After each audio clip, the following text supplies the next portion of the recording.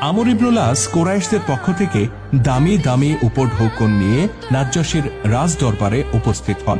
পুরনো বন্ধুকে দরবারে আসতে দেখে নাজ্জাশী খুবই খুশি হন এবং আন্তরিকতার সাথে তাকে বরণ করে নেন। প্রাথমিক কৌশলাদি বিনিময় করার পর নাজ্জাশী তার বন্ধুর আগমনের কারণ জানতে চান। আমর ইবনুল আস ধীরে ধীরে তার উদ্দেশ্য সম্পর্কে অবহিত করেন। তিনি জানান যে মুসলিমরা মক্কা থেকে পালিয়ে এখানে এসেছে, কুরাইশরা চায় না আবিসিনিয়ার রাজা তাদেরকে এখানে আশ্রয় দিক। এই পলাতক ব্যক্তিরা নিজেদের গোত্রের সাথে এবং পূর্বপুরুষদের সাথে বিশ্বাসঘাতকতা করেছে বলে মন্তব্য করেন আমর ইবনুল আস।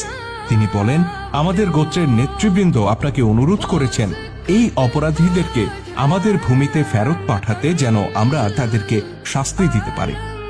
আমর ইবনুল আসের আগমনের কারণ জানার পর নাজ্জাশীর খুশি খুশি মুখটি বেশ গম্ভীর হয়ে যায়।